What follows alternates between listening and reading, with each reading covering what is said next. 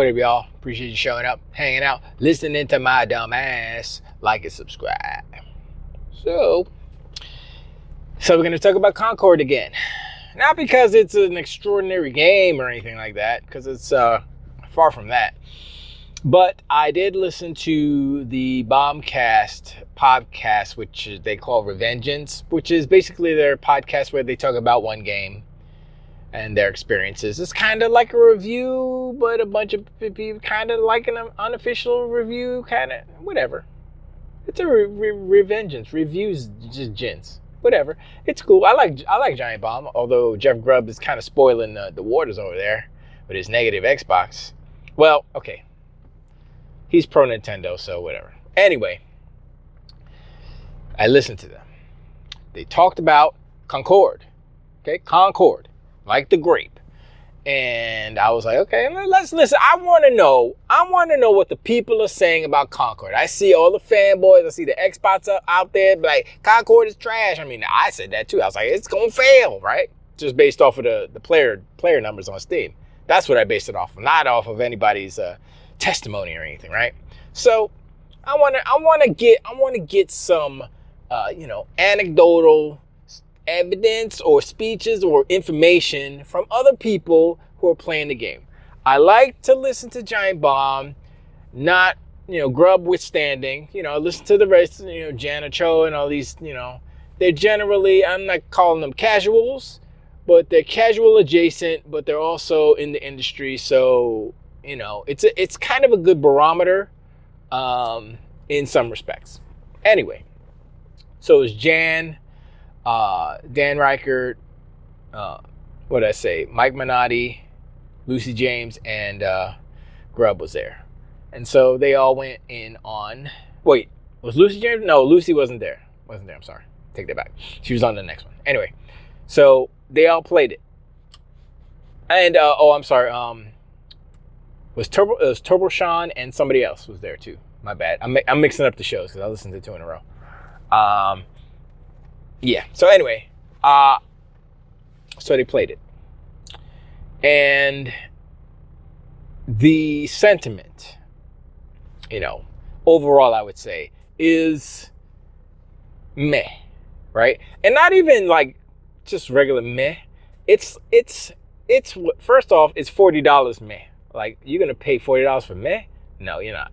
Second, one of them said, oh, you have, customers, people who are potential players or players who will play your game have expectations. Those expectations were set by precedences, which were Overwatch 2, which were all the other hero shooters.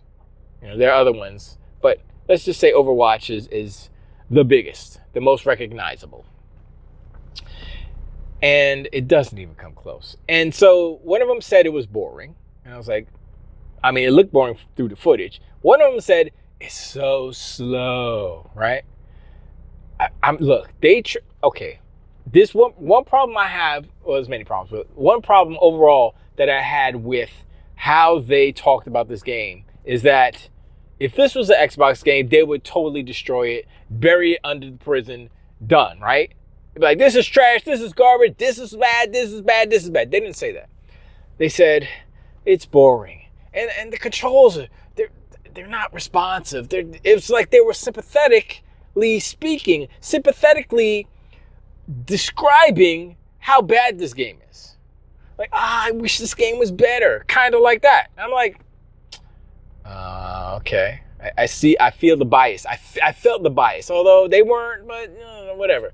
So, Grubb did say this ain't my type of game, blah, blah, blah. And he said I didn't like it. It was boring or whatever. Also, look, there's so many different facets of why this game is bad that it's definitely going to fail, okay? Unless they drastically change it last minute or they do a early access in next month and don't release it until the game is better, right? That's the only way that they can save this game. They can't put a 1.0 release on it in August and expect this game, the way that it is now, expect it to do anything. They need to do early access or whatever. But anyway, they were saying that the characters, they didn't care. They didn't care about the characters. And they were like, why did they charge you $40? Oh, I guess because of these cutscenes and stuff. But we don't care about the characters. Jeff Grubb's like, I was halfway paying attention. I don't know what's going on. They don't care. And you look at Overwatch, right? And the first cinematic that they showed in Overwatch was Winston, and he's in the space station, and he's eating bananas, he's flipping around. So I'm like, what the hell is this gorilla in a spacesuit? What's going on? You know, automatically you're like, huh? You got questions, right? And the animation's nice. You're like, you want to watch it. It looks good, you know. And you look at Concord. I'm not saying it's ugly. I'm not saying it doesn't look good. It does. Fidelity is off the charts, right? But there's a difference between having, you know, how do you say, logistically good graphic? That's not the word, but, you know, graphically good graphics, words, and having an art design that is, that would satisfy a fan base, or it would be appetizing for a fan base. Overwatch hit it on the nail. They were like, yo, let's mix up Disney and Pixar before Disney got with Pixar. Let's mix up Disney and Pixar with our little flavor. Boom, those are characters. And you look at the art style and like, yo, I could look at this all day because it's nice, right? And then you look at Concord and it's like they're trying to be realistic. And then the problem with that is it's not so much Uncanny Valley. It's more of, it's not as, I guess it's not as, look, there is something to be said about the secret formula of how Disney designs their faces. There's like a ratio. It's not the beauty ratio. It's some other ratio. I think it's based off of cats or something. The actual kitty cats, not Cats the musical. Anyway, but yeah, there's all kind of art and psychology and all this stuff, you know, mixed in to create a certain response. That's why babies are cute. That's why kittens are cute. All baby animals are cute because they have a certain ratio, eye to head to body ratio. And Disney exploits that in a lot of their art. Exactly what Concord did not. They went for realism, and nobody cares. Nobody cares about what it looks like, even though it looks good. Even though it looks good, no one cares. And so you have that, and you have, okay, it's whatever. Who are the characters' names? 10-4, whatever the robot, the gay robot is with the stop the bullets. And then I think it was Jan or somebody was like, yeah, you can stop the bullets. It's like the Titanfall screw shield or whatever it's called, where you stop the bullets and you see all the bullets go. It does that. But the way it works in Concord, they were shooting at the legs and they were still getting hit. I'm like, what's the point of having a bullet shield if you're still getting hit by the bullets? And then they're like, yeah. And you know, the one thing that they said why Concord is like super hot trash garbage, my words, is because they did a lot of Overwatch comparison, which is good because it's a hero shooter and it's competition basically. And so they said, when you see a character in Overwatch, you see what they're doing, you see the movements, you see it just in the cinematic, right? Or you see it in gameplay, you know what they're doing. You know what it is that they do and what their power is or whatever, right? And so, for example, they said, Reinhardt, the big guy with the shield, he's like, okay, he's a big giant with the armor and tank. He's a tank, and the shield comes down and the shield, and you know what to do. You get behind the shield and you shoot through the shield, and he's the shield guy, right? In Concord, you can't shoot through the shield. As I understand it, never played it. But they were like, yeah, when you put the force field, you can't shoot through, the bullets don't go out. I'm like, hey, you see Tracer. You say, oh, she's zip, zoop, and she does this. You know what she does. I was like, oh, yeah. And they were like, oh, this character is like a mix between Tracer and, I forget the Egyptian lady, where she throws down the thing and the thing. I was like, man, and their whole point was, if you can't understand what the character is by just watching it and seeing it, visual language, you're done. And that's exactly what they said. They said, Overwatch, you understand, you see what they do, you see like either the cinematic or in gameplay, you see what the characters do, you understand what their powers are, the moveset, you can understand how to utilize it within the team dynamics. Concord, no. Also, Concord has different kind of skins for each character, but how did it work? It was the same latent power? I don't know if that's not the right word, but it's the same automatic power, but I guess you can change something. Look, I didn't look into it, so whatever. Don't take my words too much for it. But there were so many things that they said that were bad about this game. And listen, this is not like a 10-minute discussion. Like an hour of dogging this game. They didn't say anything. I think Jan said, oh, I had fun one time. At some point, I had fun. I was like, what? And a lot of them were like, yo, the tank is so slow. I get to the fight. I'm the last one to get to the fight. I had to switch to the faster one. And I was looking at some footage, right? And I was like, yeah, tank is slow. What are you going to do, right? But then I was looking at, this is one of the faster characters. I was like, that's the faster character. That slow ass person, that's the fact. Y'all need to make Super Concord, like Super Street Fighter Turbo, Super Concord Turbo, and zip it up to 2x speed, and then you got a game, because it's too slow and people don't know what to do. And I'm like, yo, listen, y'all listening to me right now, go and listen to the latest Giant Bomb Revengeance podcast, and they're talking about Concord, and it's amazing because they went in on it. Yet and still, you may be a little disgusted because they were too nice. They were like, oh yeah, but it's like everything they were saying was like, that's bad, that's bad, that's bad. And then one of them said, like, what were you thinking, Sony? How are you gonna charge $40 and you got Overwatch? Well, I think Overwatch 2 is free, but the first one wasn't. You got Apex Legends free. You got Warzone free. You got Fortnite free. All these games that are better than your game are free. Why would anyone pay for Concord? That's why in the last video I said this game will fail. This game is destined to fail. And the ironic thing, the irony of this is that this is an ex-Bungie squad. They used to be part of Bungie. And then they broke off or whatever and formed this new team. And now they're making Concord. And I'm like, okay, that makes sense for Sony to want to promote this game over, actually, not the Last of Us factions, but whatever. I already talked about the politics about how I feel that went down. But it makes sense. Like, this is kind of an offshoot from Bungie.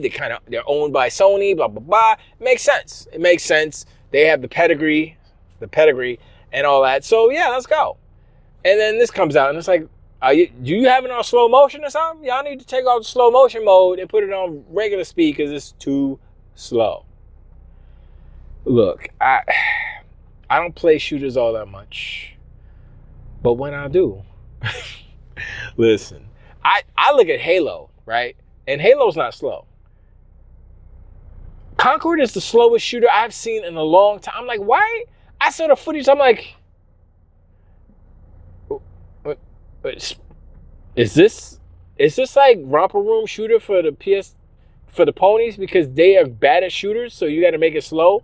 You got to make a remedial shooter for you guys because y'all can't handle actual shooters? And the funny thing is, most of the people who have PlayStation 5s, they're not going to play this. They're going to play that Xbox game, Call of Duty. They're going to play that Xbox game, Overwatch. They're going to play the Xbox game, Halo. I just named 3 Xbox games that most ponies and donkey unicorns will play over Concord. Do you see the dilemma that Sony is in right now? Do you see that with one fell swoop, Microsoft came in, locked down the Western RPG, well, it was 2, Western RPG and Western shooter, first-person shooters. Sony has no chance of catching up. I forgot Doom. They'll play that over Concord too. Single player. So PlayStation there's no hope for them to even catch anyone in this genre, especially Xbox, because Xbox has 4 of the most popular of. I'm not saying that they are the top 4. I'm saying 4 of the most popular shooters on the market right now, owned by Xbox. You got Fortnite, which is outside, and you got Apex Legends, which is outside, and you got I mean, you could say Valorant, or there's other games that are popular too. So, if we do a top 10, those 4 that I named, Doom, Halo, Call of Duty, and the other one I can't remember, are Microsoft owned. Sony has none. You'd be like, Helldivers too? Like, nah, that's gone. And the fight, I mean, you saw the player count on those games on Concord. That game is done, and it's not even out yet. Look, the only way that they can save this game, there's 2 ways they can save this game. 2 things they can do to save this game. 1, make it free to play. Whoever bought it, give them back their money. Refund their money. I know Sony and PlayStation, they're allergic to the word refund. They do everything in their power to make it as difficult as possible for you to get a refund. Oh, you downloaded it? You can't get a refund. I'm like, I didn't even open it to play it yet. I just downloaded it. Nope, don't matter. You downloaded it. You can't get a refund. I'm like, huh? Y'all donkey unicorns love to drink on that hose. So whatever. That's what you get. You want that customer service? That's what you get. That's your customer service. Anyway, and the second one is they got to make an Xbox version. Although Xbox, what did they got? 40 million maybe? 30. They said 34 million on Game Pass. And they're talking about, it's 20. I'm like, it's probably in the 30s. 30 million, 35, let's say 35 million Xboxes, right? Out there. They'll support this game. That's not an insignificant number, especially when you have like 500 people playing it on Steam. And, people on Steam are hundreds of millions of people that are on Steam. I would assume, I'm going to say, because there are more people who have PCs than they do consoles, right? So, the way that Sony needs to look at what their business is they need to get their games into as many hands as possible. It's the same thing that Microsoft's doing. Sony will eventually follow suit, but Microsoft realizes it. Regardless of the backlash that they have from these Xbots and these ultra crazy fanboys, they know what they need to do. And so they say, look, we see Fortnite. We see Minecraft. We see these games that are everywhere, and they are making bank. Regardless of who made the game, the most popular game, the most successful games, they're both one and the same, are everywhere. They're agnostic to platform. They're on your fridge, they're in your toaster, they're on your phone, they're on your calculator, they're on your console, they're on your TV, PC, tablet, everywhere. If any dev made any game and they had the choice with either going, I just want to be console exclusive to PlayStation, let's just say, for example, or I want to put it on everything, every phone, everything. You already know what the answer is. I know what the answer is. The dev will say, put it on everything. Let's go make this money. I mean, we're assuming like it's an awesome game and people want to play it, right? I mean, that's just whatever. But when your game is everywhere, then everybody can play it. More people can buy into it. More money. It's not that difficult. And the whole thing about Sony and PlayStation is that their business model is still trying to push hardware. And they already said in their own statements by their own CEOs that hardware units are not what the metric that we need to concentrate on and focus on. It is monthly active users, MAUs. That's what it is.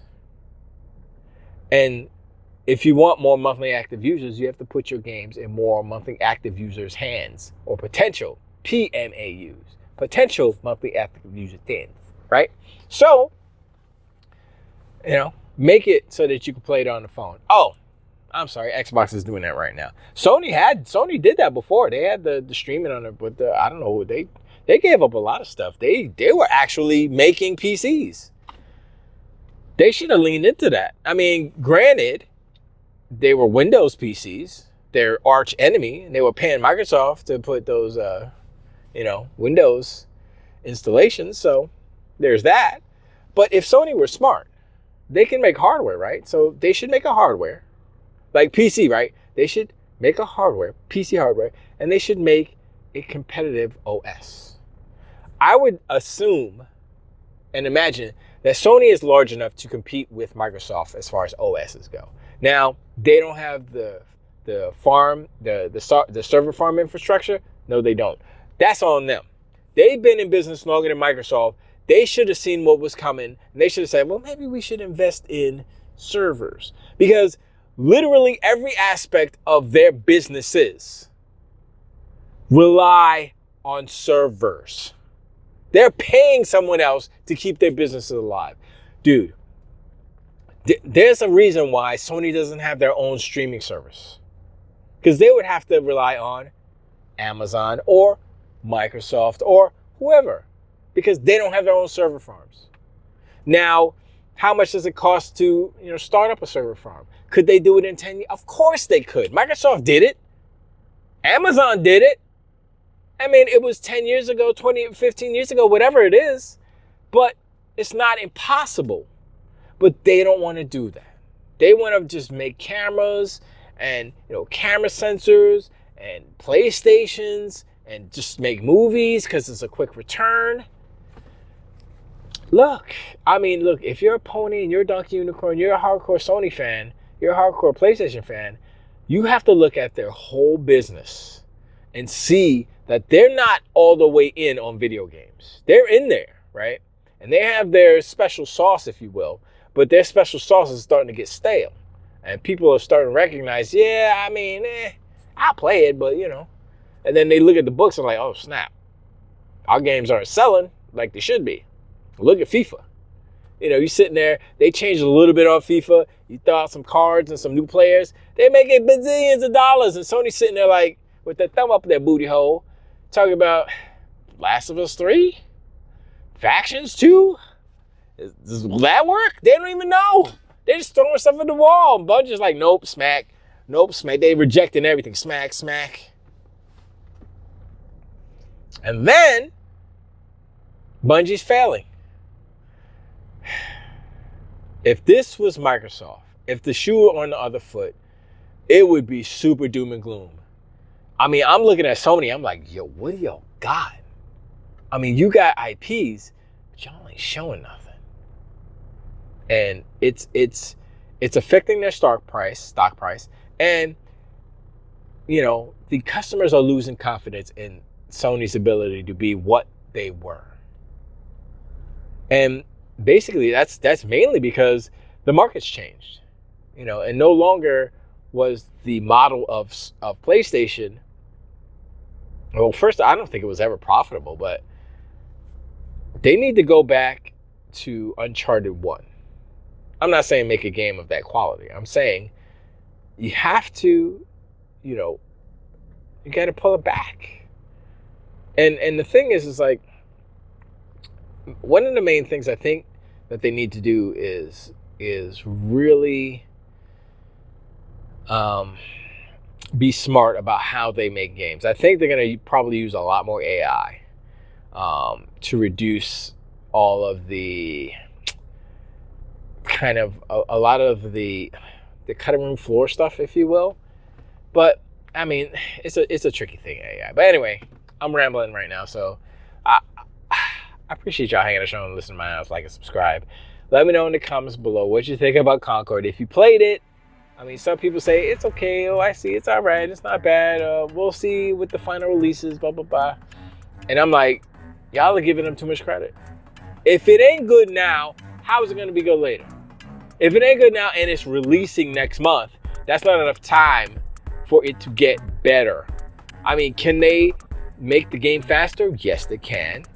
How will that affect controls? Because a lot of the things, something that they said on Giant Bomb that I forgot to mention is that they said the controls felt sluggish, like latency sluggish. And like, is that because the game is slow, or is it because the latency there's actual latency? I don't know. I haven't played it, but that's what they said. It doesn't feel good, especially on PC. PC was broke as hell, right? And they said, oh, it feels better on PlayStation, but it's still not good. It's still sluggish. It still feels bad. So, yeah, that game's done. It's done before it's done. It's done before it's here. Sorry, that's it. You make a game and it's not good enough, that's what happens. Sorry. Doesn't matter if you got the Sony seal of approval, the SSA. Anyway, Breesh. And I'll talk to you guys on the next one. Took the weed.